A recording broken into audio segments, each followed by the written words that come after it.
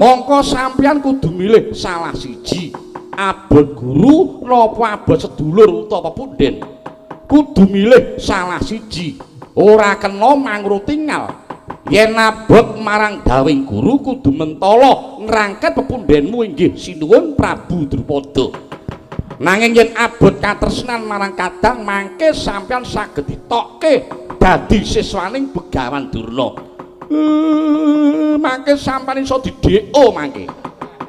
Mongko yen nganti wurung dadi murid Durna, sampeyan bakal dadi wong sing kumprung bodho, longa-longa kaya kebu. Bakal dadi suwung kaya bumbung wong wang. Merga ora duwe gegaran apa-apa ngaten nggih, Den.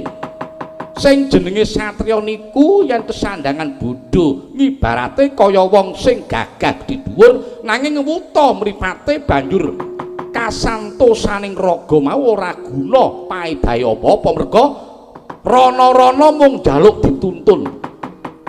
Iya banjur aku kudu kepiye? Ya aku banjur kudu kepiye Dipol Semar? Pun Den, sampeyan ampun kok terus brebes ampun neteske luh. Mang pilih salah siji, tetep meguru dadi murid Durna napa mboten? Merga ngaten, sabarang tindak niku kudu pilah empan lan papane. Kudu bisa mapanake antaraning katresnan lan kewajiban sing kanthi pratitis. Kapan kudu nandukake katresnan lan kapan kudu nandukake utawa nindakake kewajiban lah kedah dipenggalih Den. Yen Pandhawa sakniki kudu sengkut taberi ngudi kawruh. Wah, ayo minggir dalu-dalan minggir.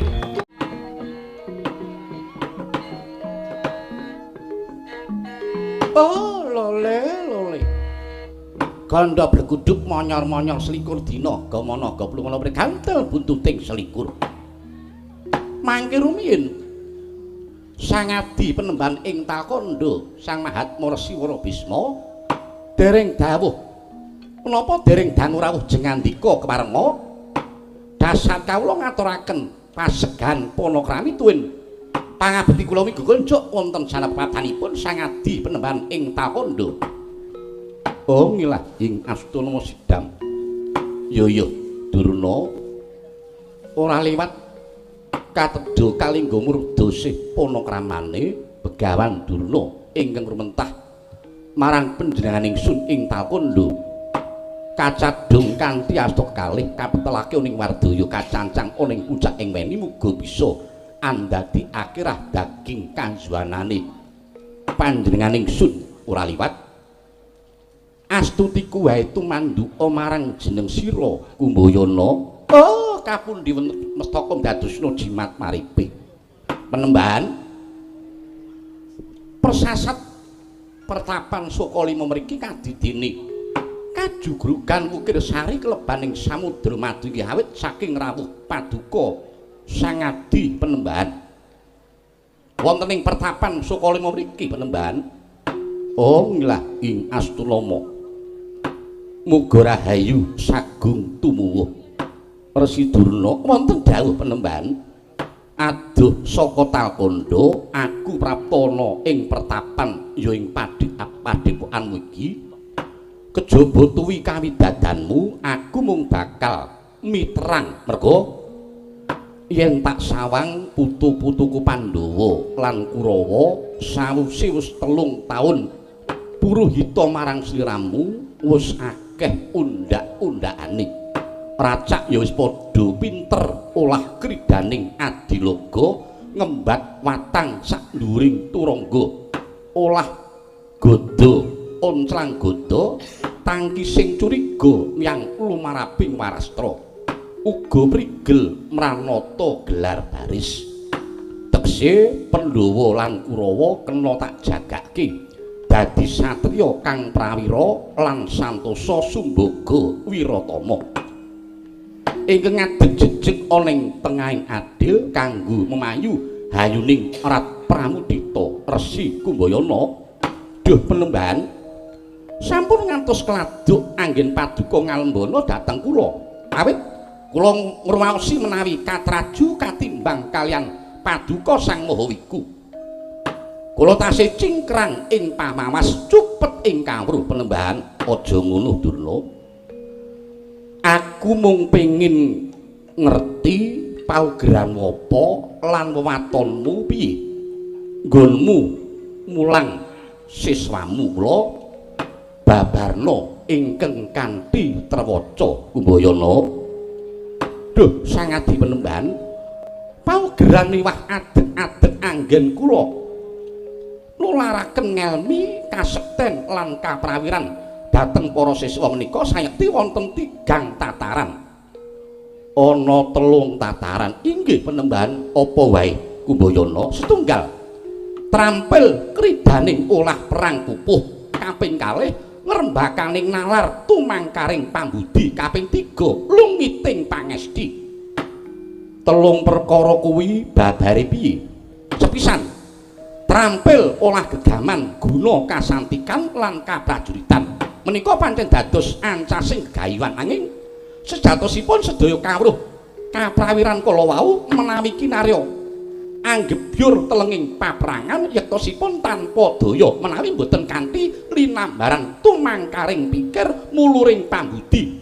Senajan sekti mahambara paribasan otot kawat dalem wesi tangeh kuwawi ngraosaken mengsah utawi tangeh kuwawi ngasoraken mengsah menawi boten linambaran petang ingkang permati, mongko sagedipun metang kedah mulur nalaripun lan jembar wawasanipun menika penemban. Yo banjur siswa nggayuh kawruh kok kudu linambaran lungiting pangesti kuwi sing mbok karepake piye Kumbayana? Inggih nuwun sewu penemban.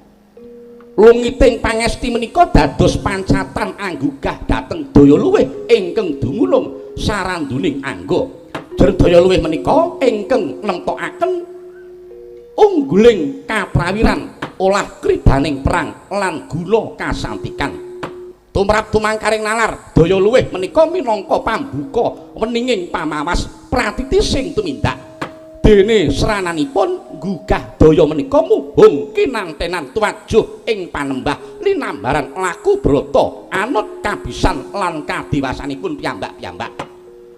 Menawi sampun kuwawi anggayuh tataran menika ateges para siswa kula menika saged njumbuhaken lakuning lair lan batin ingkang dados tok sumbering aji jaya kawijayan bebasan ingkang cinipta dadi sinedya teka. Dosang Resi saksamunipun kula babar cacakan anggen kula mucal dhateng wayah paduka Pandhawa lan Kurawa samangke lajeng kula aturi nimpingi menggah leres lan lepatipun menawi patrap kula dados guru menika kirang mranani penggalih monggo kula aturi paring pidana dhateng kula pun Durna penemban. Mahambek sang para marta tuh bandita kang wus limpat ong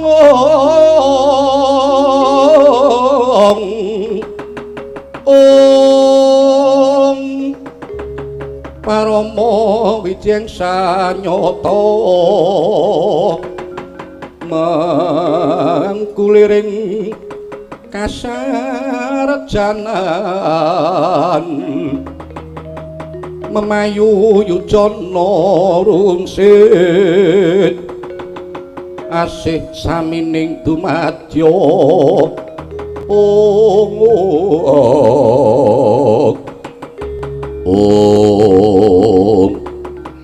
ngilah ing astuna sidam sekaring bawul langgeng bejo kemayangan dene putu-putuku Pandhawa lan Kurawa winengku dening Dwija ingkang lebda ing reh agal lan alus.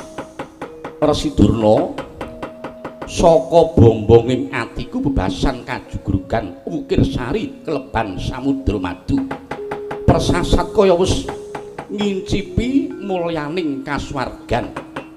Putuku Pandhawa lan Kurawa menawa wis tuntas nggone gayuh kawruh yekti bakal dadi satriya pepunjuling jagat pepetinganing janma unusaning titah.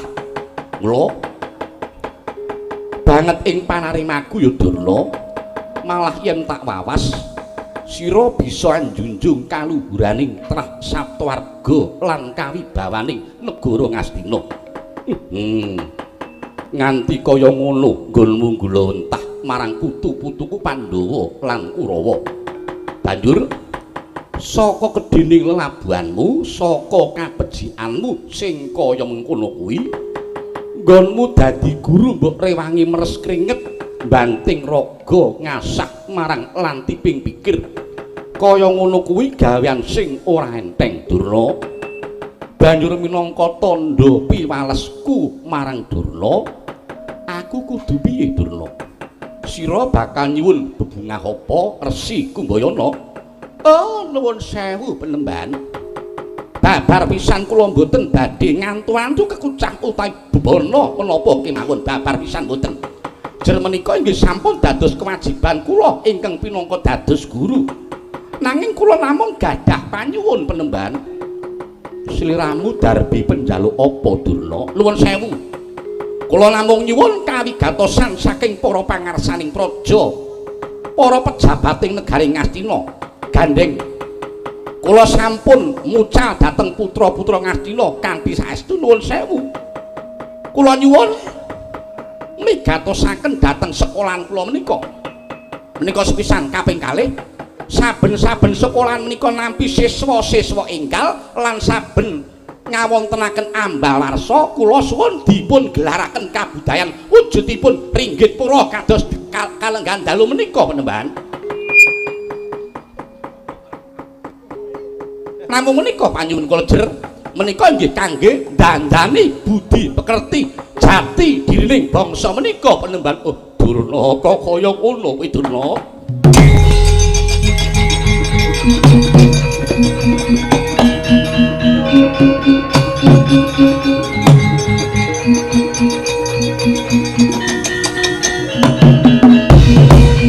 Pandita Akaryawan Sit pindha kumbangat saping tawang susuh angin ngendi nggone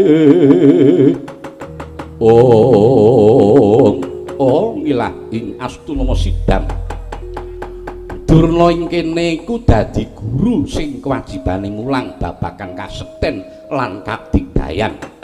Parandine kowe isih kober mikir marang endahing budaya sing pancen dadi jati dirining bangsa. Yo, babagan iki samengko bakal tak aturake ana ngersaning sing kaweggan, Durna. Lan gandeng kalenggan iki wis cetha lan gamblang paugeran sarta dasarmu nggonmu mulang marang murid-muridmu. Bisma wis ora bakal tida-tida meneh kula.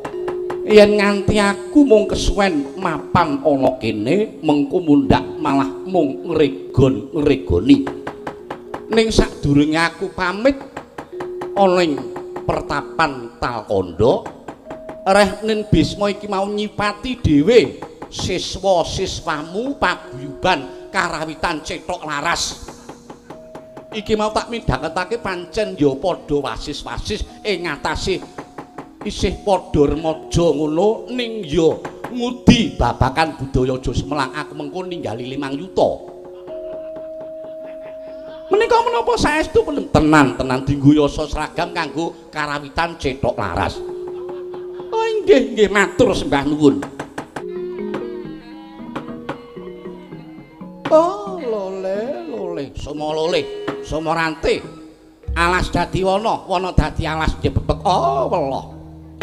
Mboten badhe nyambung paningal menika rawuhipun Adipatih Harya Sengkuni. Kula pasang pambagya Adipatih sami manggih karaharjan kemareng rawuh wonten ing sudung kula mriki, Dipatih. Inggih Kakang Palibaya Wakni Gondil Durna, inggih saking ngundi pangestunipun Kakang Durna kasembuh pengayomaning Jawata. Sowan kula wonten ing Sokalima mboten manggih alangan setunggal menapa kejawi saking menika. Salam taklim kula katur wonten kersanipun Kakang Kumbayana. Oh inggih kula tampi nanging dawah sami-sami. Dipatih inggih Kakang Durna, nuwun sewu. Menawi kula tingali kok rawuhipun Adipatih kawis tinggal menawi esmu semengko pengawak bojro kita hanemu gati. Wonten wigatos menapa Dipatih? Inggih Kakang. Nyuwun pangapunten yen ganggu kamardikanipun Kakang Penemban. Nggih, mboten dados menapa, mboten napa-napa. Wonten napa? Kakang Durna, kula namung ngajeng nanjihaken yen Kakang Penembahan menapa siyos anggenipun badhe ngadani pendadaran siswa Sukalima Kakang. Lho pripun to Dipatih niku? Lah nggih siyos to Dik. Merga niki pun dadi padatan lan pranatan paguron Sukalima. Yen pamulangan niku pun ngancik akhir tahun ngoten niki kudu diadani pendadaran utawi ujian ngaten. Lah lajeng kersanipun Dipatih dos pundi? Lah yen siyos kula mung ngajeng nyuwun katerangan rehnen cetane Kakang Durna niku urip mulya mubrang-mubru makmur mapan oning negara Ngastina. Najan kados pundi sampun sami nekseni yen to Kakang Durna niku wonge Kurawa. Mula tak suwun mulunging penggalih Kakang Penembahan lan kawicaksanipun Kakang Durna pripun carane supados anak-anak kula sata Kurawa ing mangke saged unggul juritipun. Kakang mboten sah dadak wang-wang mangu-mangu yen to Kurawa niku panjenengan damel unggul tinimbang Pandhawa ya unggul jurite ya unggul bijine. Cetane bakal saya pinardawa kamulyanipun Kakang Durna wonten negaring Ngastina menika. Mila babakan niki kedah dipun penggalih. Lan niki nuwun sewu niki nggih pun kula betake menapa ing dados karemenanipun Kakang Durna. Niki sing kula beta werni-werni Kakang, gula teh nggih wonten, rokok nggih wonten, mongko rokoke niki model rokok anyar jenenge rokok muncer ngaten. Amploke niki ya rada kandel. Pripun? Niki sedaya mang penggalih Kakang Durna. Durna ina panalinganira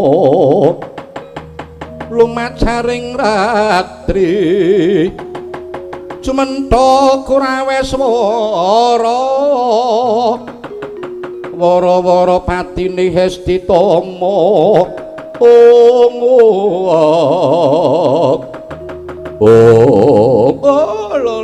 lole Dipatih jur kula niki mang anggep guru sing pripun ora? Ayo saiki oleh-oleh kabeh niku mang gawa mulih kabeh. Rumangsa sampeyan napa? Dadak gawa oleh-oleh barang. Apa-apa digawa rene. Ayo, gawa mulih kabeh. Lho, niki minangka wujud katresnan lan setya bektine Kurawa dhateng Kakang Durna pinangka dadi guru. Ora kena. Mbiyen jaman aku kaliren. Jaman mbiyen aku isih rekoso, aku jaman mbiyen isih kaliren do meneng wae. Bareng saiki aku dadi guru. Oh, mangsane apa? Iki mangsane arep pendadaran kok. Terus do gawa oleh-oleh. Oh, sampeyan arep nyuwap kali kula. Ben kula mangke kena kasus gratifikasi ngoten. Oh, sampeyan arep nyogok kula ngoten. Tukang nyogok kok disogok ngoten. Tur malih ngaten nggih Dipatih. Pendadaran putra paguron Sukalima niki sejatine mung kanggo ngukur sepira ta bobot njaba jroning si murid nggone padha ngudi kaprawiran marang aku. Dadi Pendhita Durna kudu nindakake adeking guru sejati. Kudu tumindak sing samestine. Yen iya ya iya, yen ora ya ora. Nek pancen pinter lan becik ya bakal tak luluske. Ning nek elek tenan ya kudu ditandani kabeh. Ben supaya do mugen lan tabri nggone sinau. Nggih. Nanging Kakang Durna niku kudu eling. Yen Kakang Durna niku saben sasi diblonjo. Gesange Kakang Durna niku ngempek eyom wonten sangandhap gendiraning negari Ngastina. Kula aturi eling lho Kakang. Jaman sakniki niku golek gawean niku angel. Nek nganti sampeyan dilereni nggone dadi guru, nuwun sewu, njur Kakang Durna arep dhahar apa? Pun niku sing kudu mang penggalih. Nuwun sewu Dipatih.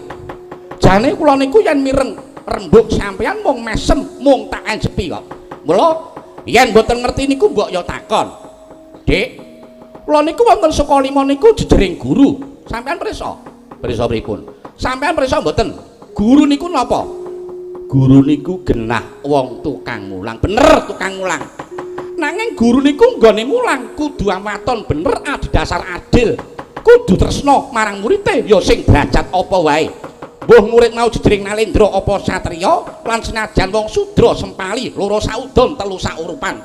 Katresnaning sang guru kudu padha dados kaya kula dadi guru ya ora kena mban cindhe, mban siladan, ora kena pilih kasih. Kabeh kudu tak padha ngaten. Kosik Kakang. Pripun? Kok sampeyan beda karo sing wis-wis? Beda pripun? Beda karo sing wis-wis. Mongko Pendhita Durna niku ten pundi-pundi wis kondhang eleke. Kok ndingaren sakniki Kakang Durna apik ngoten. Lho, apik karo elek niku gumantung lakone ngoten. Lan melih apik karo elek niku gumantung danane ngoten Dipati. Napa malih? Kula wonten mriki niku kudu nglenggahi pinangka jejering guru. Dadi ya kudu apik tenan ngoten. Niku sampeyan mang penggalih dhewe. Sampeyan ampun gawe pengaruh ala ten kula. Mang bali mawon Dipati. Oh, lole. Gandha breguduk monyor-monyor selikur dina gamana gaplungna prikantil buntuting selikur. Anak-anakku ngger Wijo Kangka, Bratasena, Permadi. Anak Mas Kurupati apa dene Dursasana? Inggih wonten dawuh Bapak Guru. Inggih wonten pendika ingkang ngadhawuh Rama Begawan. Wah. Ana dawuh pengandikamu apa Durna guruku? Ih wonten dawuh Rama Pendhan.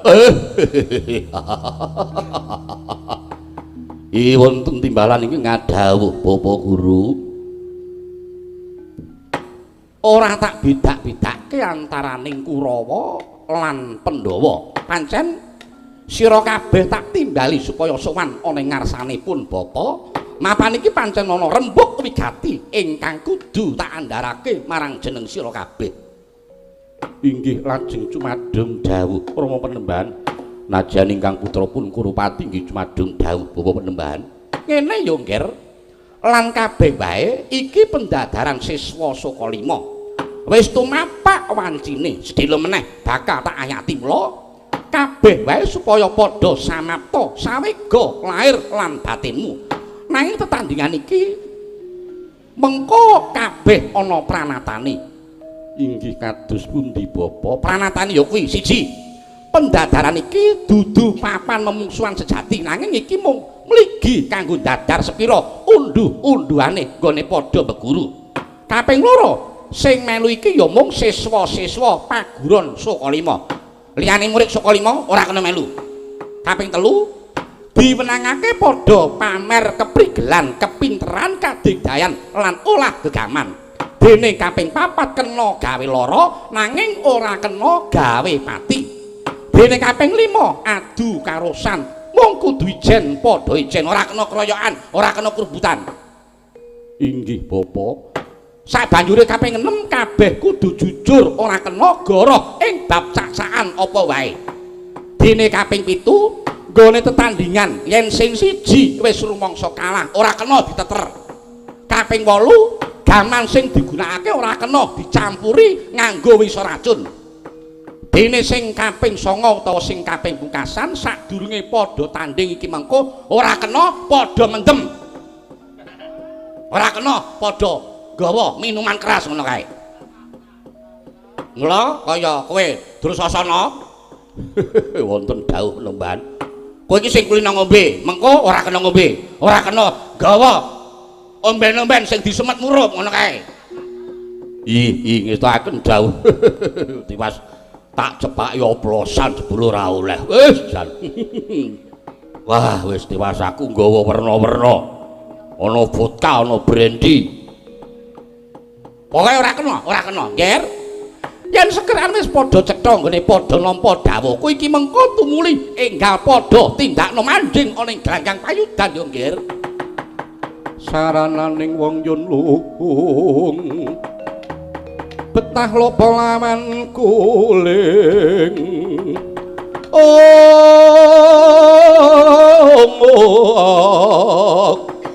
elingo solah jatmiko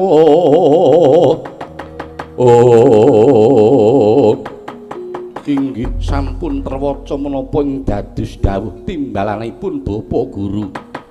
Wah, aku yo ngestokake kabeh apa ing dadi dawuh Durna guruku. Mbok bilih tasih wonten dawuh malih Bapak Penembahan. Oh iya, Nger. Pendadaran iki mengko kawiwitan saka olah panah utawa panahan. Kae sawangen. Ana kana kae ana ento-ento pepetan manuk emprit sing wis tak tangsangake ana ing wit gendayaan. Nuli iki mengko panan, mbuh Pandhawa, mbuh Kurawa. Sapa sing bisa manah manuk emprit kae nganti bisa tatas mripate manuk. Bisa mbolong jajane manuk kae. Ayo kuwi siswa sing tak anggap lulus.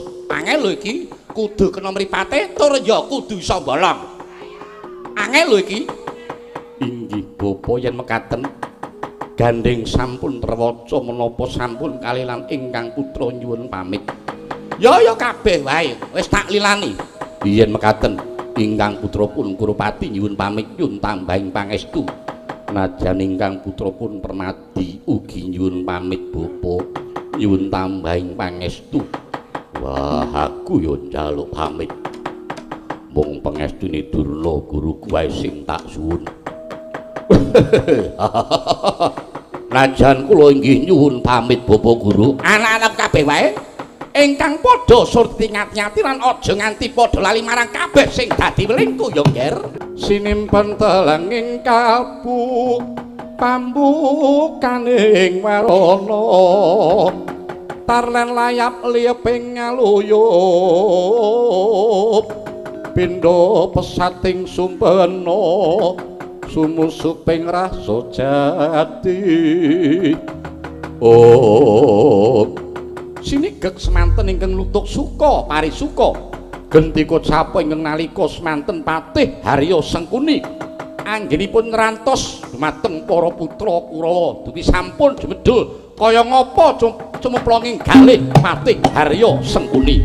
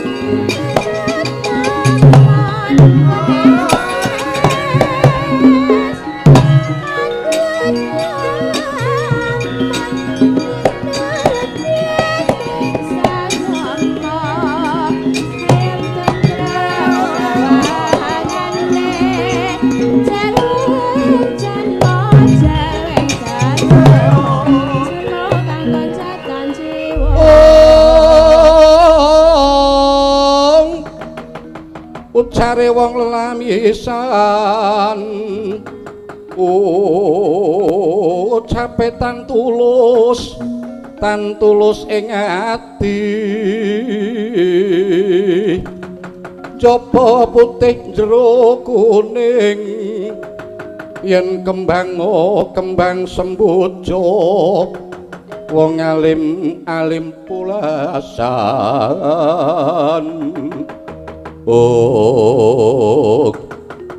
Anggir Kurupati anggenipun pun paman nenggo menika persasat kados dene angrantos kumambanging watu item silming baeta gabus nanging saksamunipun Angger Kurupati menika sampun mijil saking pertapan lajeng merpeki dhateng ingkang bapa ingkang mekaten lajeng cumadung dawuh menapa ing dados dawuhipun Kakang Pendhita Durna nggih paman nalika semanten kula sampun nampi dawuh wonten kersanipun Bapa Guru inggih Bapa Durna.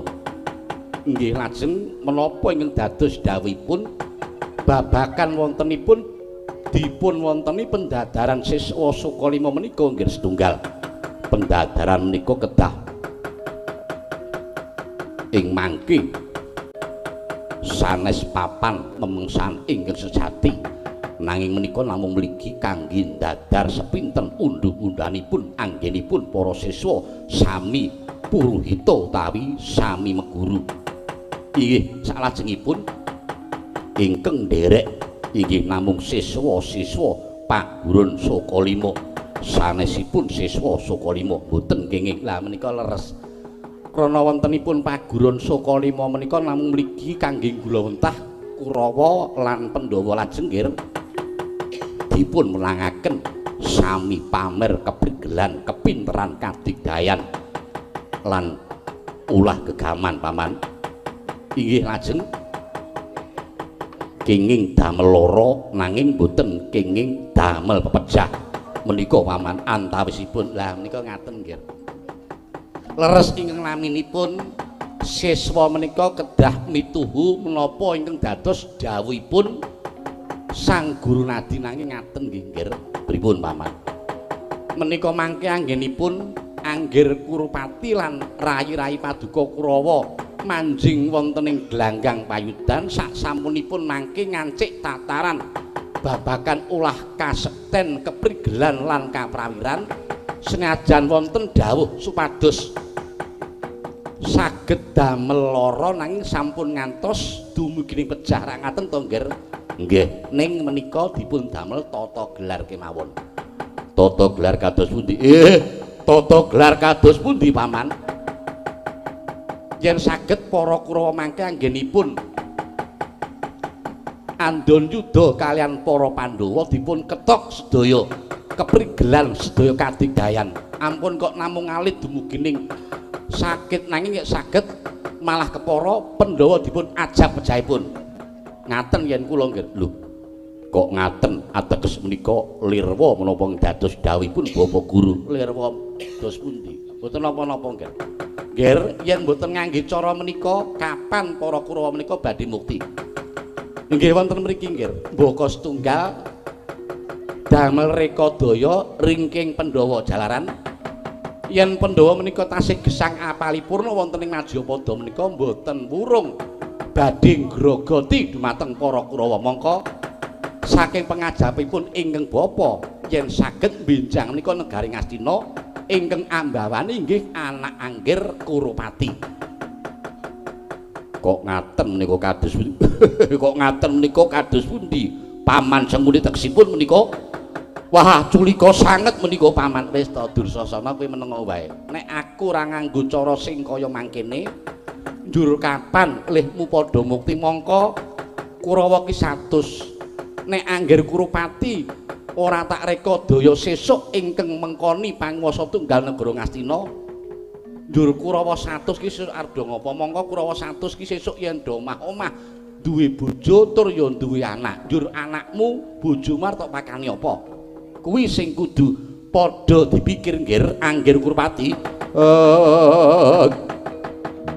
lang-lenging driya mangung-mangungkung kanduang rimang lirlena tanpa kanin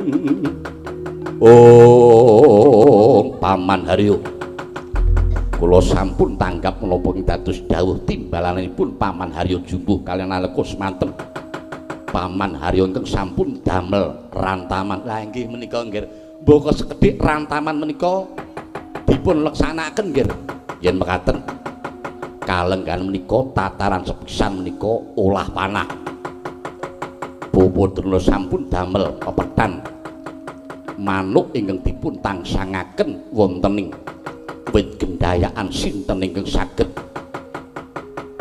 manah pepethan manuk menika kanthi pratitis menika dipunanggep siswa ingkang lulus. Inggih yen babakan manuk menika mboten adu keprigelan tegesipun mboten nyododo endi dodo dipun lampahi mboten napa-napa.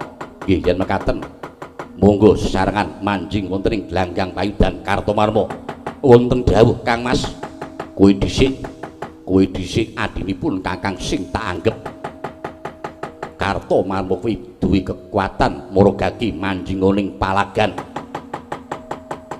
manuk ingkang ditangsangake ana ing wit gendayaan kan senajan kae mung pepethan manuk mangsa borong sing pratitis nggonmu nginceng pepethan manuk inggih yen mekaten nyuwun tambahing pangestu Kang Mas Kurupati.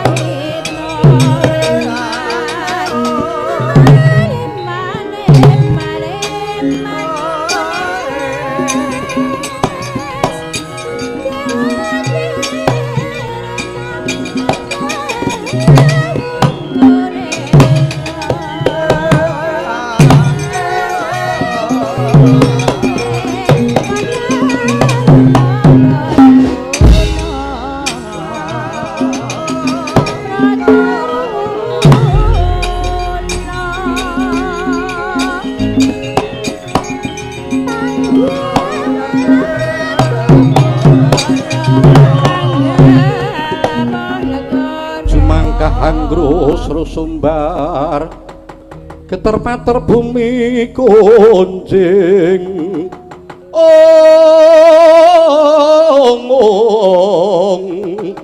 kumaluduk guntur ketuk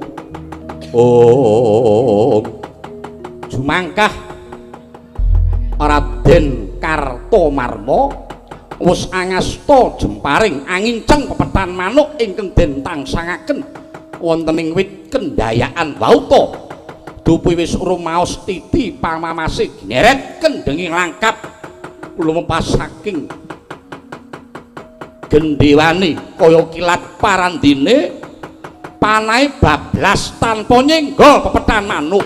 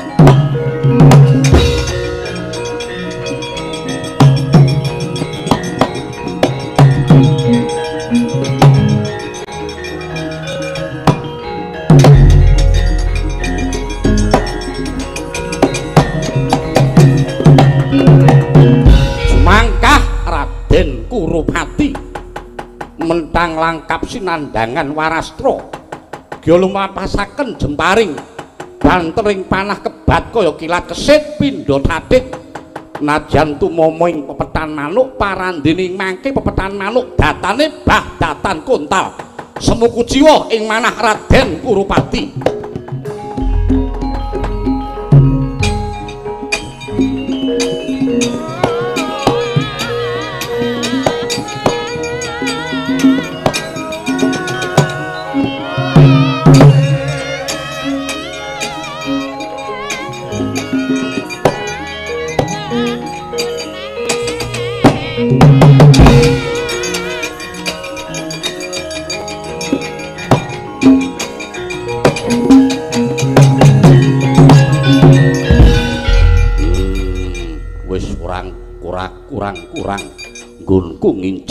pepetan manuk najan panahku bablas nanging lha kok dadi ketoke mau nyerempet pepetan manuk obah wae ora wah tondo yen Kurupati ora lulus.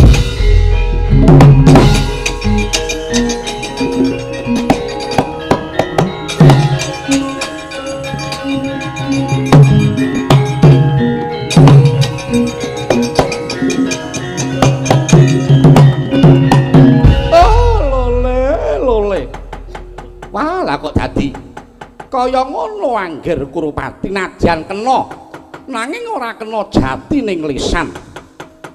Kena ning kok ora obah. Ora piye nek kena kok ora obah ki piye? Oh, ngger nuwun sewu, ngger Angger Kurupati mboten lulus, Ngger.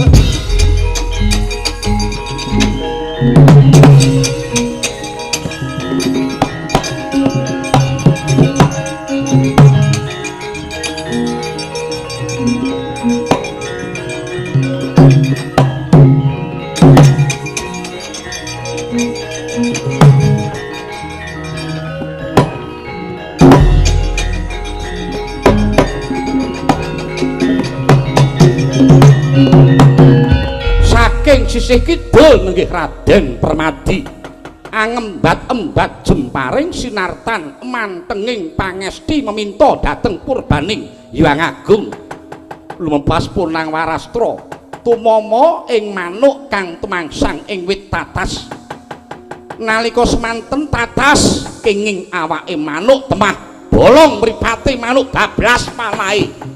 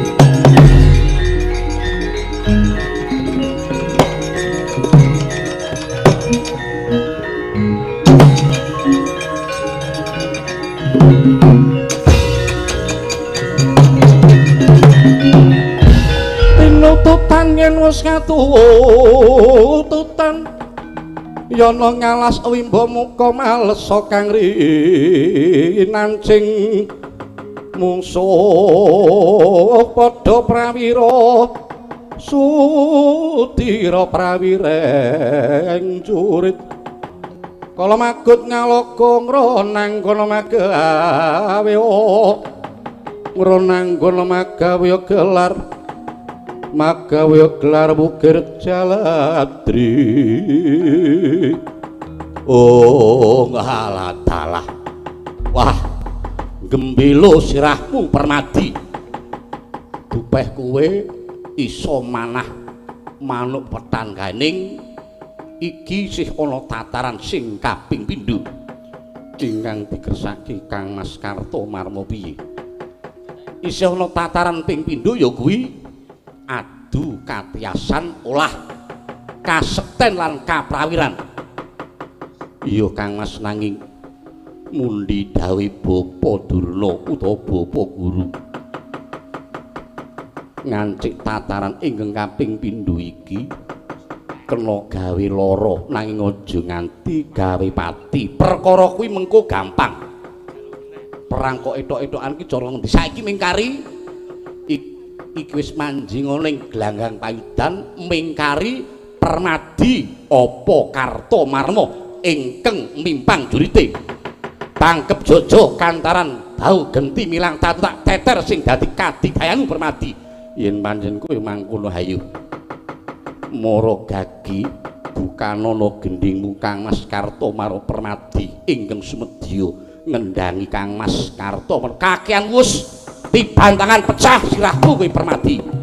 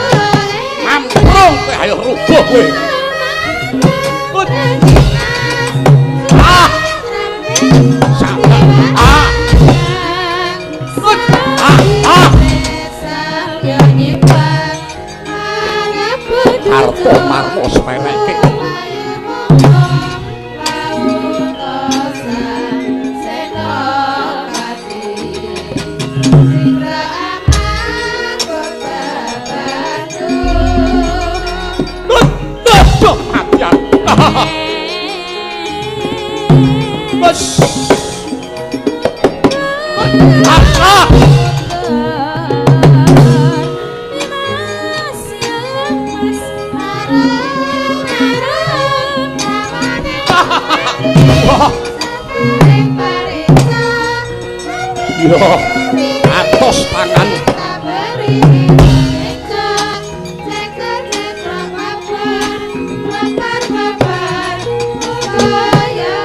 rubuh kowe wah median rapopo rubuh kecandang aduh maaf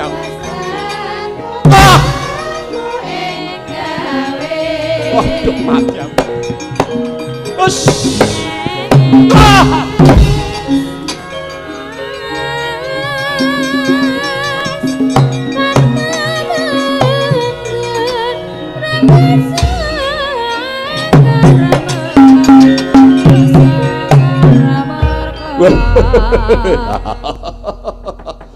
Marem rasane pun Kakang Kartomarmo. Wah, nonton lehmu gelut karo Permadi pun Kakang marem. Marem dos pundi? Wah, kowe dasare bocah sing sregep sinau. Nyatane wah, terampil terengginas Kartomarmo mungsuh karo Permadi. Adikku sing iso tak deng-deng ya mung kowe Kartomarmo. Ih, nang kula aturi mresani dateng ingkang raipun Kartomarmo menika. Kok malah gumujeng gudres getih kowe le. Wah, ketoke gawe marem ning jebul. Ih, nyatanipun tanganipun Permadi atos kados mekaten kula raosaken. Sak menika gentosan Kang Mas Dursasana ingkang majeng wonten ing glanggang payudan. Ya sawetara kowe mundur aku tak golek jago sing bobot sak timbang karo Dursasana.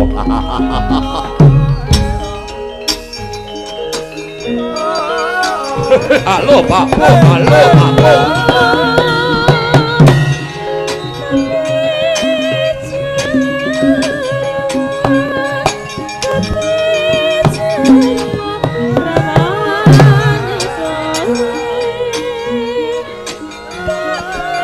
Wah, Broto Senwadi.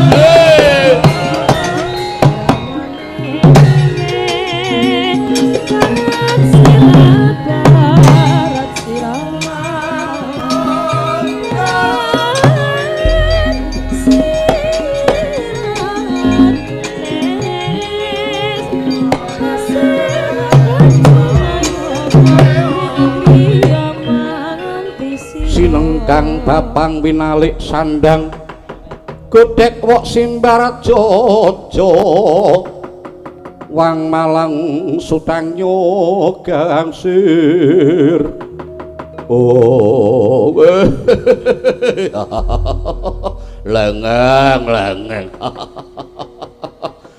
ya iki lelakon iki sing tak arep-arep kapan boyo aku iso adep-adepan karo adikku wong gagah wong bagus Bratasena Dursasana kakang yo piye nanging iling-diling mundi dawuh Durna guruku ning paprangan iki mung kanggo nuduhake sepira bobote para siswa nggone padha nguti kawruh ana ing pertapan Sukalima iki mula nggone Bandayuda aja nganti tenanan mergo yen nganti salah siji loro ibarati kaya dene merangi tangan lan sane dengkul eling-eling Pandhawa karo Kurawa kuwi nunggal sadara rasah mikir kuwi rang kok mung etok-etok ku cara ngendine aku ya perang kudu tenanan mula dina iki hayo padha gagahe padha dhuwure mingkari Dursasana apa Bratasena sing menang ana ing gelanggang payudan endi sing luwih jago antaraning siswaning Sukalima Pandhawa apa Kurawa ayo dicoba le ning ora tenanan ora tenanan piye pokoke coba kudu sing tenanan aku apa Bratasena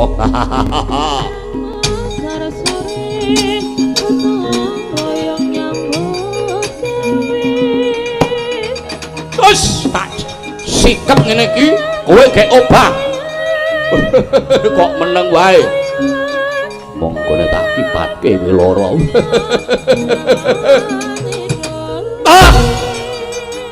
meneng wae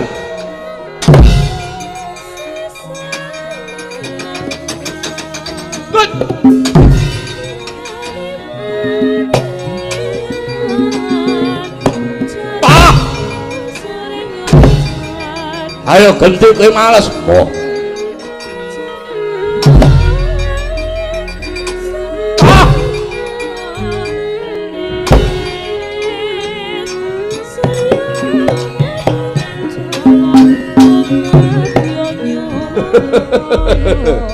wah piye Bratasena wah kowe tak sikep ya ora gelem ngipatke karo aku kowe tak antem ya ora gelem males moh piye mergone aku males nek nganti lara aku duwe rasa mesake karo Dursasana kakangku mergo najan kepiye wae Dursasana kuwi dulurku tuwa sing wajib tak pepundi neng kene ora sah mikir dulur neng kene sing ana ning musuh karo musuh ayo gage walesen moh mengkundak kowe lara ora apa-apa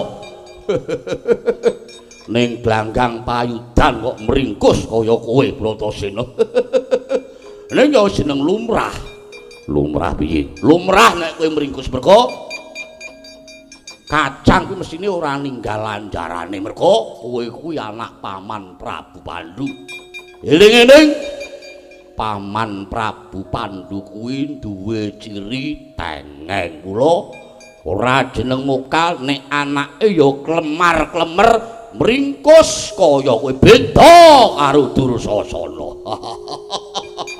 Dursasana kuwi anak Rama Adipati Dastarata ora kaya kowe anake wong tengeng klemar-klemer mula ya anake Pandhu ki wis sak lumrahe nek klemar kena jangkeme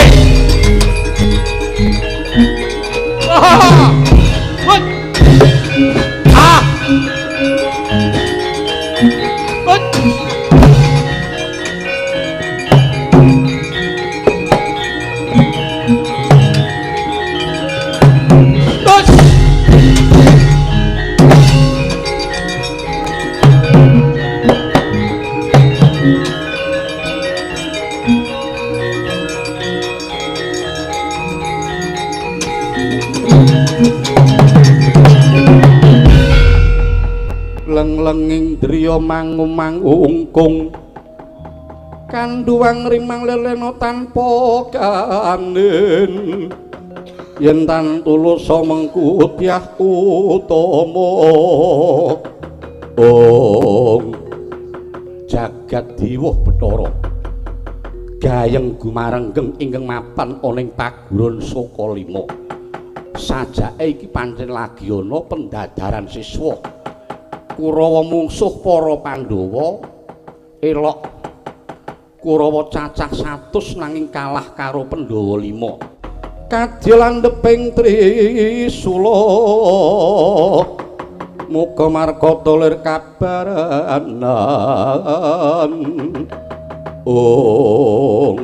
nah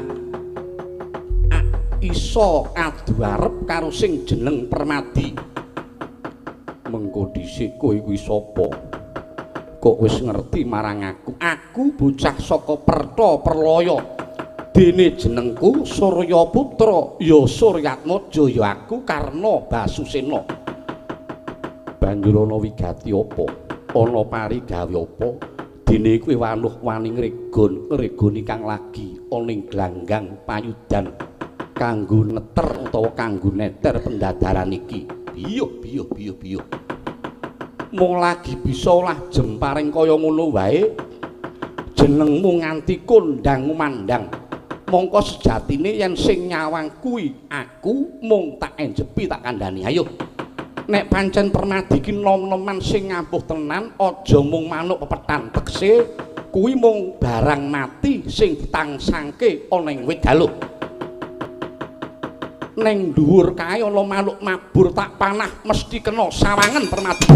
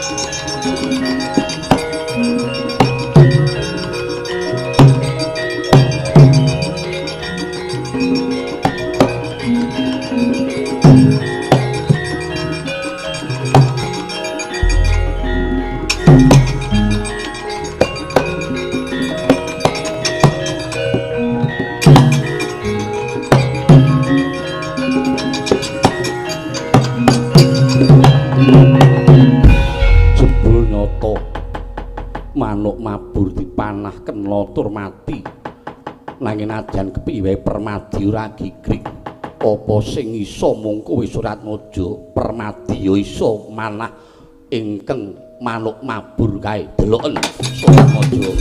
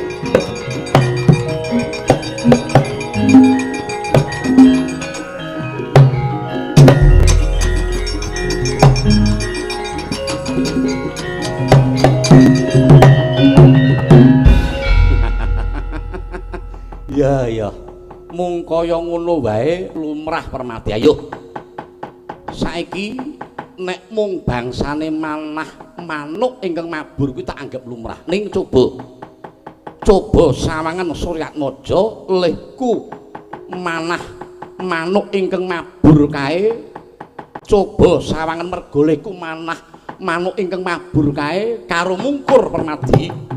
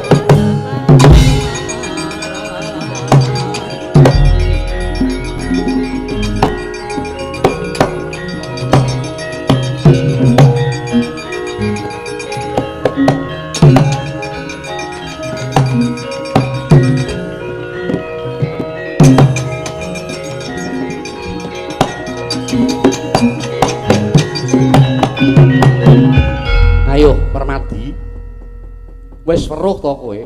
Manuk tak panah karo mungkur wae kena. Oh, lah kok dadi mung tekan semono. Kabisane siswaning Pendhita Durna. Ulap-ulapan sing dadi ucapmu ayo saiki. Adu katiasan sing tok karepake piye Permadi? Tangkep jojo kantaran bau genti milang tatu babuh iki pancen sing tak ajak ayo yen pancen kowe mangro sak gendhim tak ladeni kowe Permadi.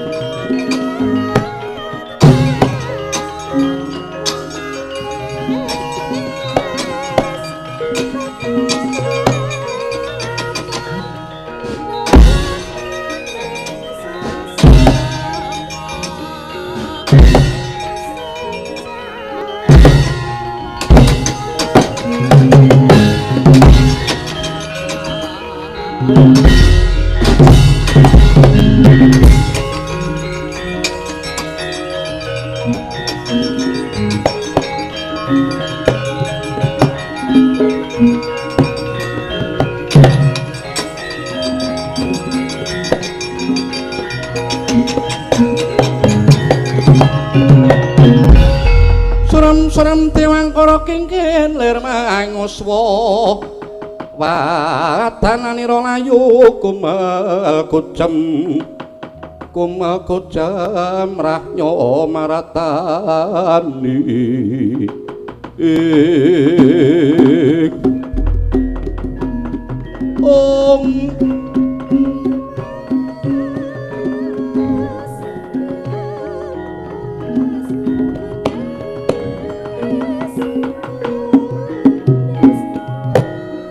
ngadeg jejeg kaya tugu Sinukarta tugu wujudan manggon Sinukarta sinungging cinawi-cawi nenggih menika Sang Ratu Jimat Dewi Kunti Nalibrata ya Sang Dewi Brita legek jroning tias dupi mulat denya sami Bratayuda risang panengah mengsah kalian Sang Suratwaja jroning datos tuwuh tandha pitakenan labet mulat kalih nyakaya jambe sinigar kaya datan siwah sarambut sigra lon-lonan anyaketi kang sami Bratayuda dupi wis saged kaya ngapa kageting galih mulat Sang Abagus dene ana sang-sangan mawa titikan surya sumorot ngubyar murup dadi lam-lamen kempi kelingan lampan nalika samana jabang bayi ingkang wus mijil saking sarirane Dewi Kunti ingkang den wadahi gendhoga ngabucal ing madyaning Benawi kang nedeng bena dupi cetha pamamase Dewi Kunti saya geter salirane bro kang riwe kaya tangkis dadal imut lamun menika jabang bayi atmajanira nenggih Sang Suryatmaja semrepet kang pandulu tan kinampah duh kita ninggalih temah saya ndoyong denya jumeneng plak Kapidara Dewi Kunti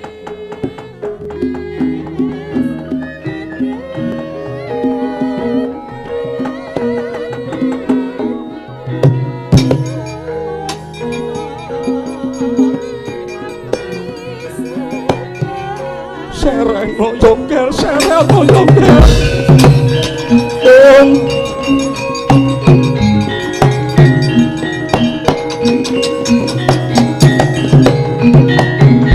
tan emut Purwaduksina Sang Dewi Kunti kocap Raden Bratasena duwi mulat wah Kunti babu kowe kenapa Kunti wong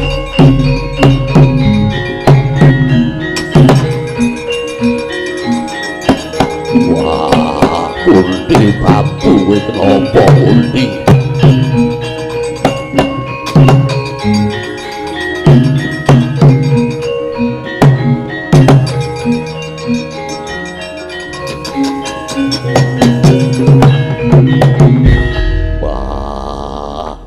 Ibu Kunti kowe kenapa Ibu Bratasena pun Ibu mresani nggone padha Bandayuda karasane dadi keronta-ronta krana Permadi karo mungsuhe kae kaya jambe sinigar Sena gage adimu Permadi kon seren nggone Bandayuda karo sapa kae pun Ibu raku wawa nyawang bocah loro kae kon seren Bratasena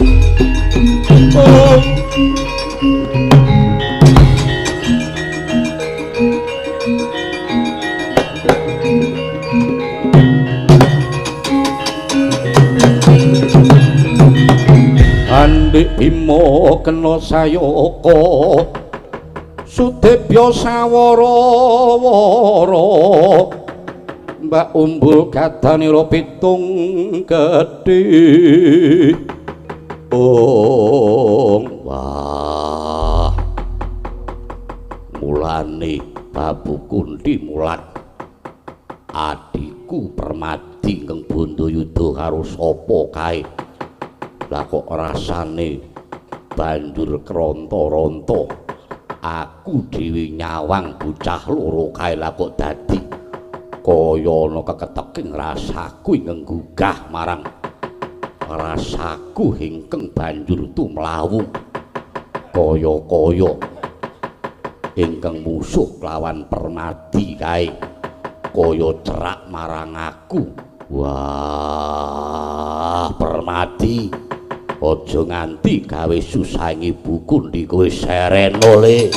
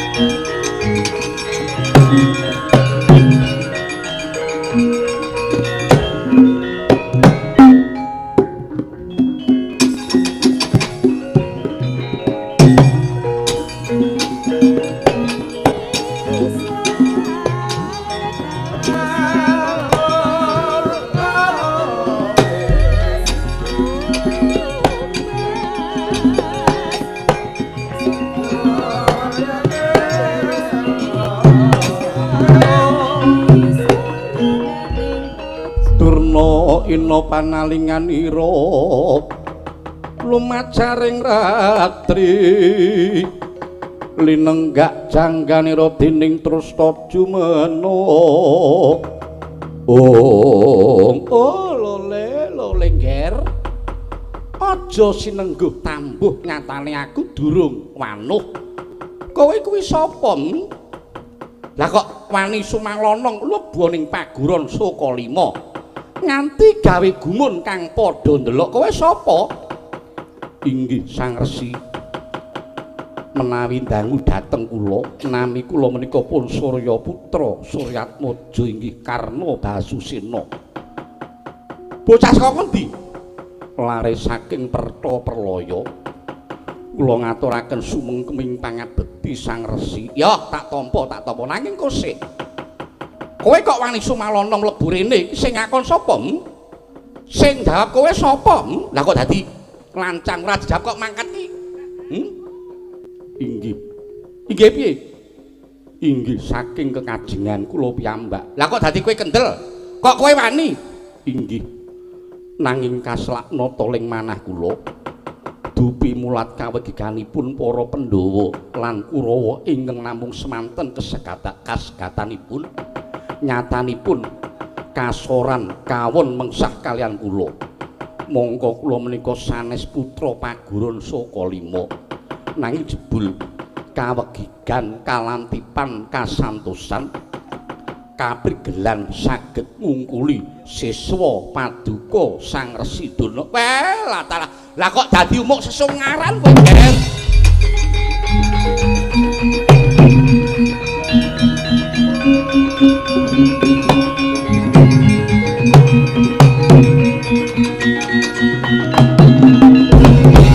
Oh, lah pancen bocah kemajon, bocah kemlinthi kowe, Suratmaja. Wonten dawuh. Ngene ya. Ya arepa kowe iki pinter bebasan bisa ngikel jagat jaring angin. Arepa kowe peng-pengan bebasan ora tedas tapak kaluning pandhe sisaring Gurindha. Nanging kowe tak anggap ora menang karo siswa-siswaku. Nanging piye? Nanging nyatanipun kula saged mimpang menang ki rak rumangsamu. Mergo ngene. Murid-murid Sokalima iki ora mung tak mulang dadi wong kang ampuh peng-pengan kandel kulite atos balunge. Ora mung cukup kuwi nanging sing tak mulangake ya kuwi babakan tata krama Subasita. Dadi sing unggul aja banjur giles sing kalah.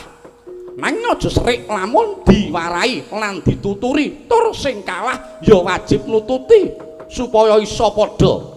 Ya mung patrape aja gawe cilaka. Ngerti ya Cah Bagus? Siji wong pinter sing isih gelem njaluk penemuning liyan kuwi klebu menungsa sing wutuh. Kaping loro, wong pinter sing emoh njaluk penemuning liyan kuwi wong sing setengah menungsa.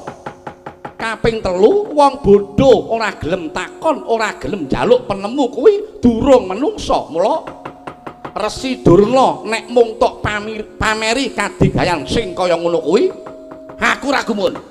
Merga kowe kuwi ora duwe cak-cakan, ora duwe tata krama. Bener. Satriya kuwi kudu sugih labuhan kang utama, sugih kadigayan, sugih kepinteran. Nanging tetep kudu andhap asor. Kaya anak-anakku, murid-muridku iki. Ya do tak mulang kaya ngono kuwi. Ora kaya dapurmu kuwi. Lagi pinter sithik wae wis umuk, wis gleleng, wis kemaki. Wis gebas-gebes. Ora kena diunggahi. Oh, umuk karo Durna. Ora ana gunane kowe umuk karo Begawan Durna.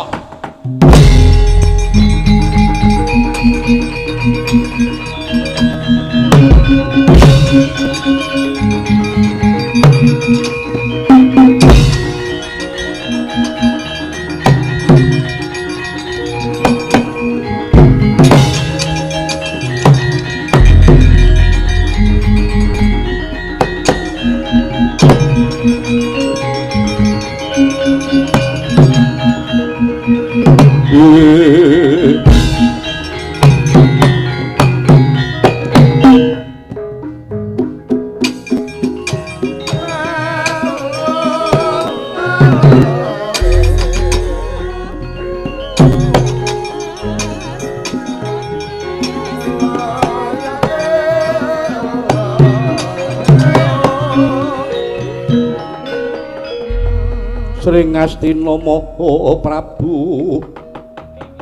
Prabu Duryudana alun ngandikanira dwarining sun Werkudara. Oh mengko dhisik kowe sing jeneng Suryatmaja ya Surya Putra. Inggih Raden, kasinggihan Raden. Cangendi kowe? Kula lare saking Pertapralaya putranipun Kusir Adirata. Anake Kusir Adirata inggih kasinggihan. Lajeng paduka menika sinten Raden? Aku Raden Kurupati, pembayuning Sata Kurawa. Aku Patih Harya Sengkuni. Sampeyan nek mboten takoni meneng dhisik. Oh nggih, nggih. Pembayuning Kurawa, Kurupati. Arep nang ndi? Inggih. Badhe wangsul wonten ing Pertapralaya. Rasah mulih. Mboten wangsul kados pundi isih yaene kok mulih. Nang kene dhisik jagungan karo aku, karo wedangan. Suryatmaja. Wonten dawuh wiwit aku mau weruh keprigelanmu, aku kok dadi kesengsem karo kowe. Dasare kowe kuwi bagus, pinter, tur ya trampil. Kesagedan kula inggih namung semanten Raden ora. Nyatane kowe menang karo Permadi ateges kowe bocah sing ampuh. Mula kowe saiki tak rengkuh melu rombonganku. Melu rombongan nggon aku ya nggir. Aja semelang. Kowe nek melu rombongan kene iki kepenak. Bayarmu ya akeh. Tur ning rombongan kene iki wis dadi pranatan. Mbok ya oleh saweran pira-pira mesti didum sak kanca ngono. Melu nggon aku ya. Ya arep ngethuk-ngethuk ora apa-apa wis to. Nek jale mono kowe tak sawang ora duwe kabisan apa-apa. Ning merga saka tresnaku tetep tak rengkuh. Melu kene ya. Piye?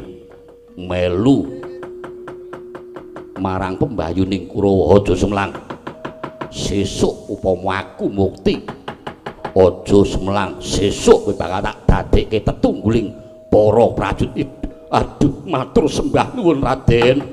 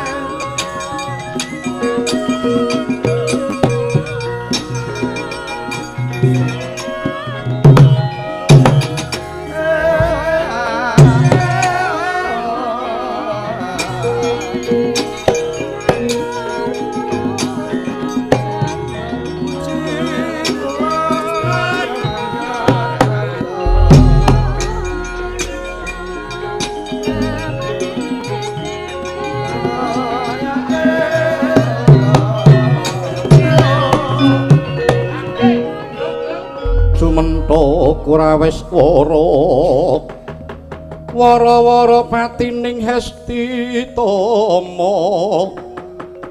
mangelingana nalika mangelingana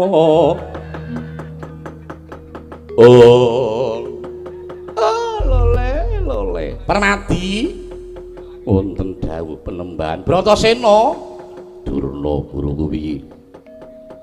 Pun bapa rumangsa bombong mongkok bungah lan marem merga nyatane kowe iso nuruti apa kang dadi kekudanganku lan kowe ya siswa ingkang tuwajuh nggonmu gayuh kawruh nanging ngene ya ngger permadi apa dene kowe Bratasena inggih kados pundi bapa guru dawuh mapa guru Durna ngene ya ngger wigatekna pitungkasipun bapa tak kekudang kowe bisa dadi pengarep sing bisa diarep-arep dadi pangarsa sing bisa dipercaya dadi pengayom sing iso dadi iyom aja angkuh mundhak akeh mungsuh aja cidra mundhak ora dipercaya lan aja kendhat nggonmu tansah tabring ngudi ngelmu tetepa dadi siswa ingkang bisa kanggo patuladan tumrape nom-noman inggih ngestakaken dawuh ngestake dawuh guru bapakku Durna guruku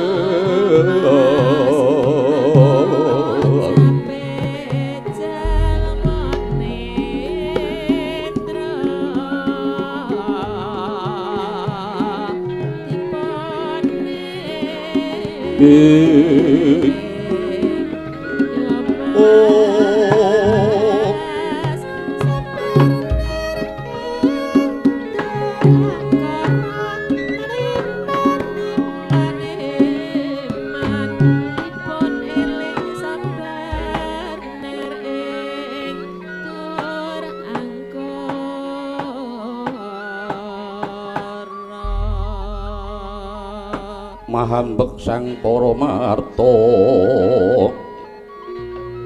Tuh pandhita kang wus limpat parama wijing sanyata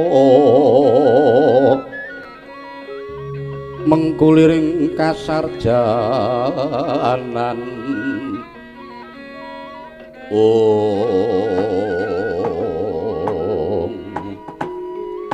lole anak-anakku murid kabeh wae sawuse padha lerem sawetara pun bapa bombong dene nyatane padha wegik lan pinter nggone padha olah panah luwih-luwih si Permadi ingkang bisa nuruti apa ingkang dadi kersanipun bapa semono uga si Bratasena nggone wasis trampil olah gada nanging nadyan pinter kudu tetep andhap asor ya ngger inggih ngestakaken dawuh bapa lemban ya ngestakake dawuh Guru Durna guruku lajeng keparenga cumadung dawuh saklajengipun menapa ingkang kedah dipun tindakaken bapa penembahan bapa penembahan ingkang putrapun Kurupati ugi cumadung dawuh ngene ya ngger murid-muridku kabeh wae ing titi mangsa iki jroning pendadaran rong tataran iki wis mbok lakoni kabeh ya kuwi sepisan tataran kekendelan lan karusan kaping pindho babakan kepinteran lan keprigelan rong tataran mau kabeh wis ditindakake ana sing wis nyandak nanging uga ana ingkang durung bisa ndungkap lah saiki tiba pungkasaning pendadaran siswa tataran sing kaping 3 ingkang mesine luwih abot nanging kabeh tetep kudu mbok lakoni ya ngger piye kira-kira piye Bopo najan awrat kados pun menapa ingkang putra pun Kurupati kedah nglampahi Bopo duh Bopo penembahan najan ingkang putra kedah manding dahana murup kula mboten badhe swaling kayun najan aku semono uga maragagi dawuhna apa yang dadi dawuh Durna guruku najan Bratasena kudu kon mlumpat segara munggah gunung aku ora bakal kabutan ya bagus ngene ya ngger ngerti ya sejatine bumi utawa lemah wujud mandala saka 5 sing dadi papan paguron iki sayektine iki dudu darbekku merga aku iki mung wong neneka saka ngatas angin tekan kene mung badan sepata tur ya ora duwe apa-apa ngger bumi saka 5 iki yektine kagunganing Ratu Pancala ya kuwi Kakang Sucitra ya Prabu Drupada bumi iki banjur tak nggo gawe papan pamulangan mongko aku nang kene iki mung nyilih mula aku mapan ana kene iki banjur rumangsa luput ing atase sasananing liyan nanging malah tak nggo sarana paguron utawa padepokan lah kanthi kahanan kaya mangkene iki mula kowe kabeh tak pasrahi pakaryan kowe padha budhal menyang praja Pancala aku ngersake bebandaning Prabu Drupada lan Gandamana tak rangket tumuli aturna marang aku ya nggir kaget risang kapirangku rinangkul kinempit kempit duh sang retnaning bawana ing aduh Bopo yen kula kadhawan kedah ngaturaken bebandanipun Paman Prabu Drupada kadosipun kok awrat sanget menapa malih kedah mbuntuh dhateng Paman Gandamana inggih Bopo najan kados pundi Paman Prabu Drupada so Paman Gandamana menika pepunden kula wah kok dadak kudu bondo Drupada bapakku ki piye apa maneh kudu ngadepi Gandamana bapakku wah piye wis ben merga aku pancen sengit karo sing jenengane Gandamana ngerti ya biyen aku iki bagus ning merga dipoteng-poteng karo Gandamana budayaning awakku banjur dadi rusak kaya ngene piye angel lho iki angel sanggitku iki pancen tak gawe kaya ngene iki mula mangsa Baranggana padha gawe reka daya murih Kakang Drupada bisa tekan kene lan iki ya klebu kanggo pandadar kowe kabeh ben padha bisa ngulir budi lan iguh partikel uga kudu wani natohake kaprawiran merga iki sing mbok adepi Ratu Pancala sing diwengku dening kekuatane Si Gandamana. Ayo, pendadaran sing pungkasan iki abot lho. Jalaran babakan iki kowe tak dadar. Piye tumanjaning ngelmumu, tumanjaning kabisanmu? Yen pendadaran sing wis-wis kuwi rak mung suwe karo padha-padha murid. Ning yen iki dicakke kanggo ngadepi wong liya ki piye kira-kira? Piye Nyai Bratasena? Wah, wis rasa kesuwen hayu mangkat budal ning Pancala.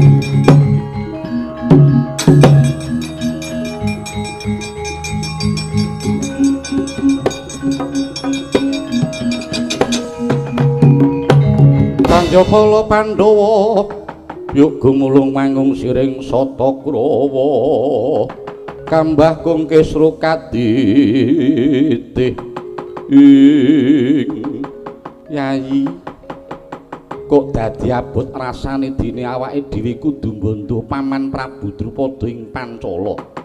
Inggih Kakang Mas, kula tasih enget bilih Paman Prabu Sucitra menika siswa kinasihipun sawargi Rama Prabu Pandhu. Menapa kula kedah mentala dhateng Paman Drupada ingkang nyatanipun ugi sampun nate nggula wentah dhateng Pandhawa Kang Mas. Wah, aku dhewe ya bingung. Kenapa aku kudu nemoni lakon sing abote kaya ngene? Yen awake dhewe tegel ngrangkit Drupada bapakku, banjur dosa apa sing bakal sandang? Wah, piye? Mangkir yen Den, mangkir yen Den.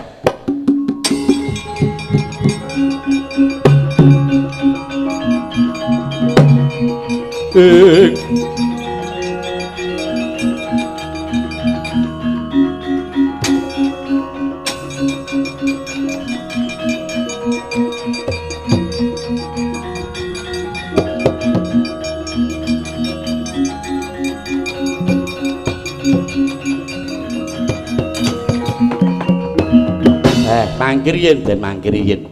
Kula tak matur nggih Den. Iya, ana lakon kaya mangkene piye Kakang Semar Den? Nggih kados ngaten menika abote. Wong sing demen gegulang marang kautaman.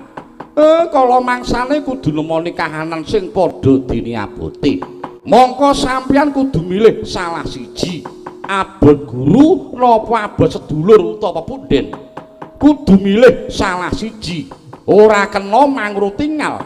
Yen abot marang dawing guru kudu mentala ngrangket pepundhenmu inggih sinuwun Prabu Drupada. Nanging yen abot katresnan marang kadang mangke sampeyan saged ditokke dadi siswaning Begawan Durna. Mangke sampeyan iso didheko mangke. Mongko yen nganti wurung dadi murid Durna, sampeyan bakal dadi wong sing kumprung bodho, longa-longa kaya kebu, bakal dadi suwung kaya bumbung wong wang. Merga ora duwe gegaran apa-apa ngaten nggih Den. Sing jenenge satriya niku yen kesandangan bodho, ngibarate kaya wong sing gagah di dhuwur nanging wuta mripate banjur kasantosaning raga mau ora guna paedahe apa-apa merga rana-rana mung njaluk dituntun. Iya banjur aku kudu kepiye? Ya aku banjur kudu kepiye Dipol Semar? Pun Den, sampeyan ampun kok terus brebes ampun netes kiluh mang pilih salah siji tetep meguru dadi murid Durna napa mboten merga ngaten sabarang tindak niku kudu pilah empan lan papane kudu bisa mapanake antaraning katresnan lan kewajiban sing kanthi pratitis kapan kudu nandukake katresnan lan kapan kudu nandukake utawa nindakake kewajiban lah kedah dipenggalih Den yen Pandhawa sakniki kudu sengkut taberi ngudi kawruh wah ayo mangkat ning Pancala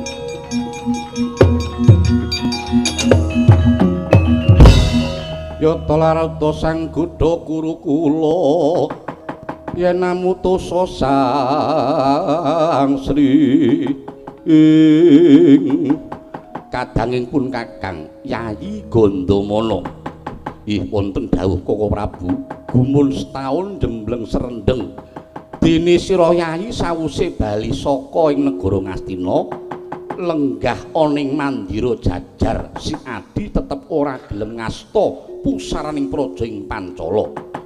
Mongko sakwutuhe kudune negara Pancala iki dadi duweking Yayi Gandamana. Krana pun Kakang iki mung putra mantune Rama Prabu Gandabayu.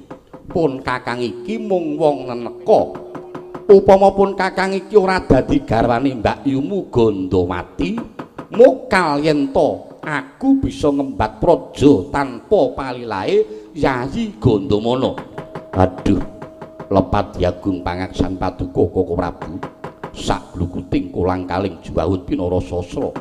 Mboten wonten ceking raos kula badhe kepengin jumeneng nata ing Pancala. Esdining manah kula saestu namung anyatriya mbilut dhateng ulah kanuragan kasantikan miwah jaya kawijayan. Tuwin dharma bekti ginakaken kesagetan kula kangge labuhan tumindak utami.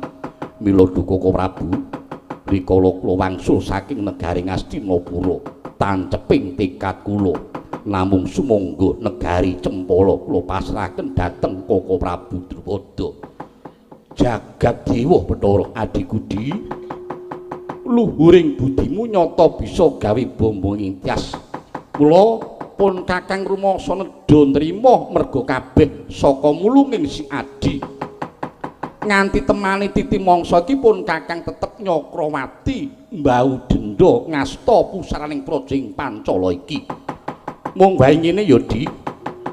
Satriya ingkang sugih ing kepinteran, kadigdayan lan labuhan kang utama kaya adeg-adege si Adi mau iku pancen cundhuk tekse kawruh apa wae kang piguna kanggo obor padhang kanthi srana sregep ngasah kanthi lantiping pamikir wondene kadigdayan sranane tansah anggegulang santosaning raga kinarya mayuning hayuning negara nek labuhan utama mono pun Kakang wis nekseni pribadi nyatane si Adi nalika suwita ana ngersaning sinuwun Prabu Pandhu Dewanata ing Ngastina nalika samana najan nalika iku si Adi dipitenah dening menungsa jajalanat sing ngaran Sengkuni ya Harya Suman.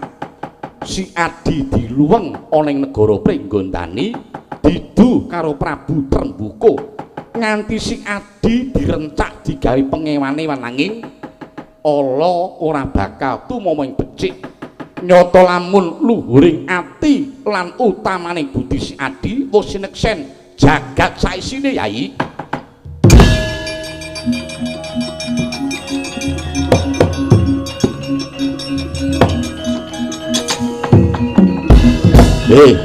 Ratu Pancala kowe metu.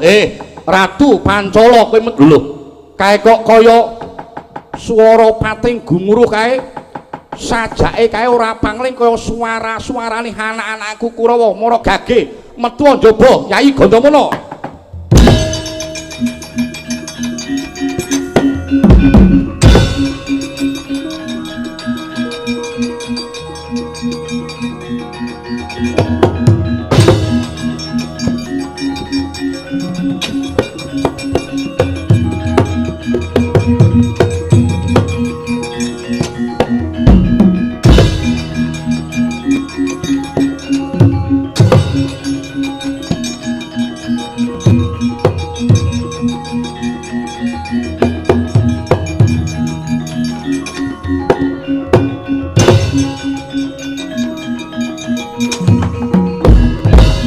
Ora pangling iki putraku Kurupati lan para Kurawa. Inggih paman, teka ning Pancala kok do gawe horekya napa?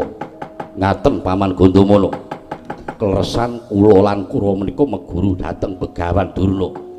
Begawan Durna ki sapa? Begawan Durna menika inggih Resi Kumbayana. Menika pendhita neneka sangkan tanpa sengkan. Paman, kula tetep dados siswanipun Bapa Durna nanging kula dipun boboti pakaryan. Kula kedah ngaturaken bandhanipun Paman Prabu Drupada.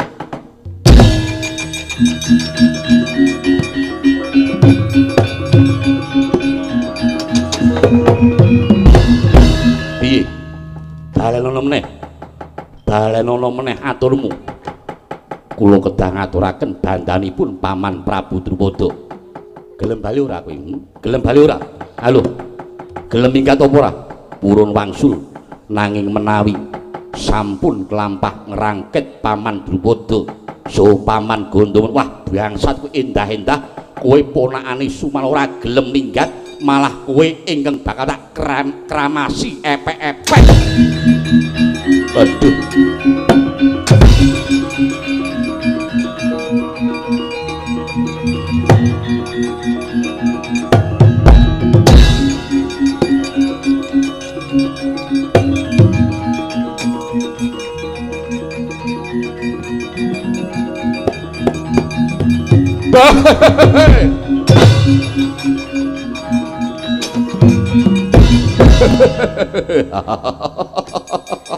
Guyang guyu ki Dursasana. Gelem bali ora?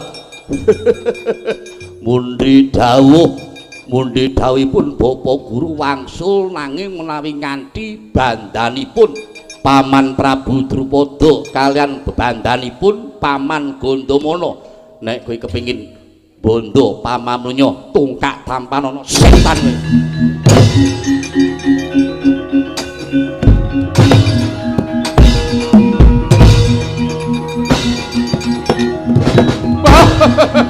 Mati aku.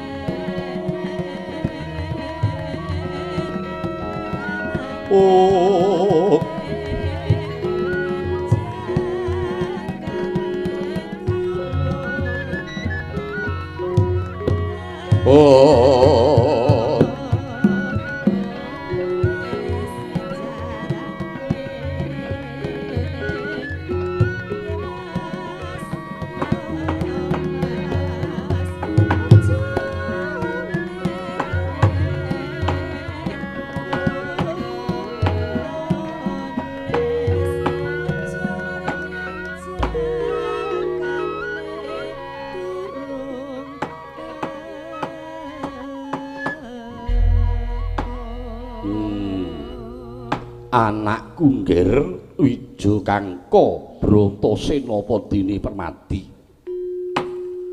Aja gawe rontok jantungku yo nggir.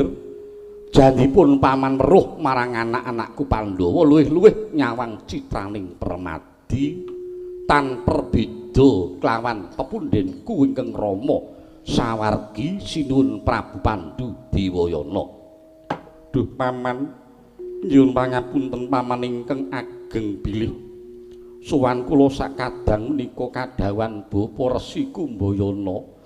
Rehnin kula dados siswanipun kula mundi dawuh supados nyuwanaken bebandanipun paman Prabu Drupada ing Pancala paman. Wah, iya Gandamana bapakku. Aku mung satrema mundi dawuh Bapa Guru. Paman ingkang putra lajeng kedah kados pundi paman? Putra-putraku nggir Pandhawa. Kok yodo melu-melu karo Kurawa to? Apa kowe ora eling lamun kowe darep punden ya yang wing Saptawarga Sang Begawan Abiyasa. Merga panjenengane kuwi titahing dewa ingkang dadi unusaning titah pitataning janma. Kuwi ya eyang wing Saptawarga. Pendhita sing pinter, mumpuni, agal lan lembut, nanging kena ngopo? Kowe malah mung kepengin meguru marang pendhita ingkang gendha ngumus kaya Kumbayana kae. Pendhita ingkang sumungah sesongaran. Paman menika sampun dados anteping manah lan tekadipun para Pandhawa dados siswanipun Bapa Durna. Lan para Pandhawa inggih sampun pitaya dhateng Bapa Begawan Durna menika paman. Bumi gunjang ganjing langit kelap-kelap.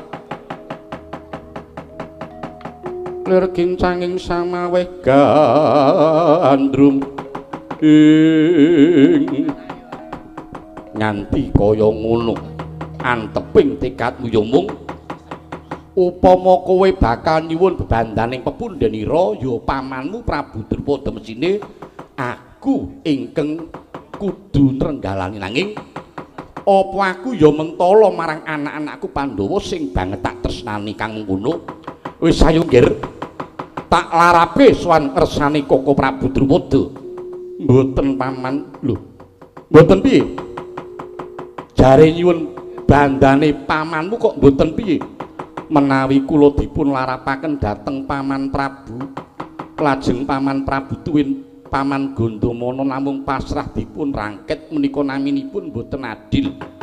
Ora adil sing tok karepake piye? Inggih. Kurawa kala wau dipun boboti sarana natahaken kaprawiranipun semanten ugi para Pandhawa. Jer menika ugi pinangka pandadar siswa saka 5 paman. Nanging beda. Yen karo Kurawa aku tegel, ning yen karo Pandhawa pun paman ora bakal mentala nggir. Wah, ora sah dadak kakean palangati. Ora sah dadak kakean werna-werna. Aku kang sagung mboboti perang karo Gandamana bapakku.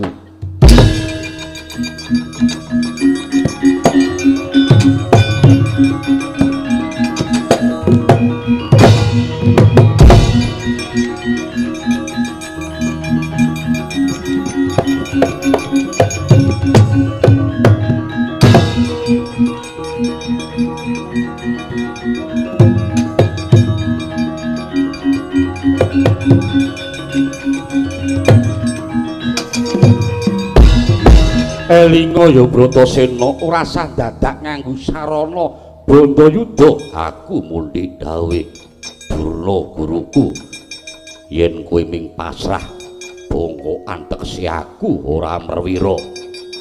Ayo mula aku nggone ngadepi Gandamana bapakku kanthi cara ingkang kaya mengkene iki.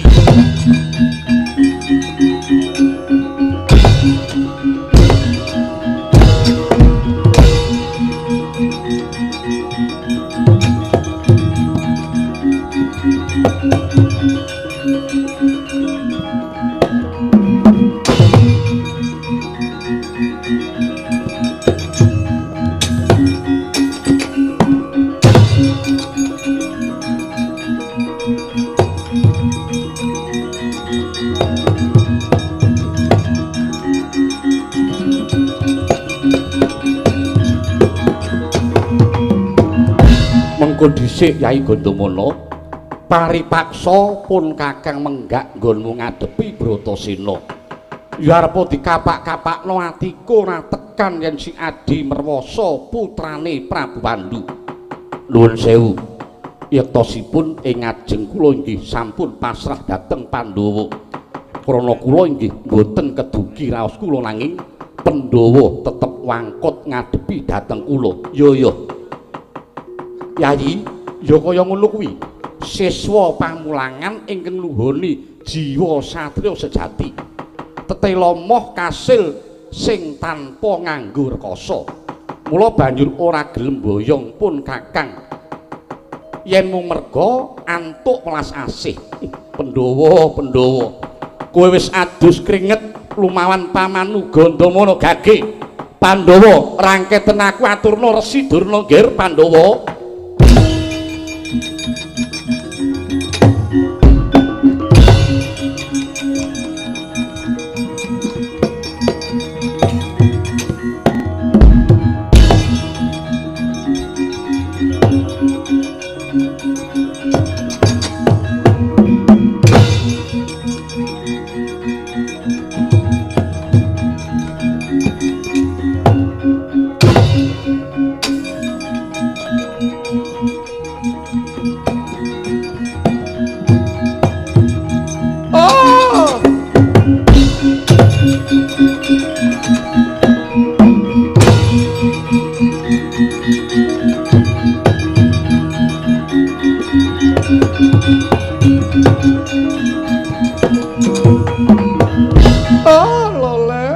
Kakang Sucitra, aku nyuwun pangapura ya yen nggonku ngrawuhake panjenengan dadak nganggo sarana ingkang kaya mangkene iki. Nanging sejatine iki ya mung tak nggo dadar murid-muridku, Kakang.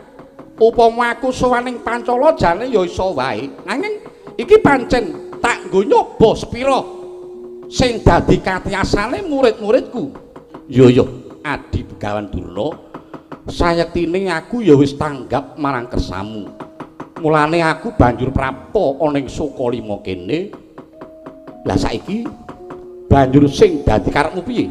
Kakang, ing kene aku ora ngrembug bab pribadi antaraning aku lan Kakang Sucitra. Kanggoku sing wis ya wis kabeh kena dienggo kaca benggala ya Kakang. Yaiku mbayana iya semono uga pun Kakang. Kabeh luputku tak suwun pangapuramu. Ya merga lakon nalika sakmono njalari budayaning awakmu dadi rusak ingkang kaya mangkono. Ya ora dadi apa Kakang. Aku wis trima kok Kakang. Nanging ngene ya Kakang. Piye Adi Pendhita Durna? Sejatine aku lan Kakang Drupada kuwi darbe jijibahan.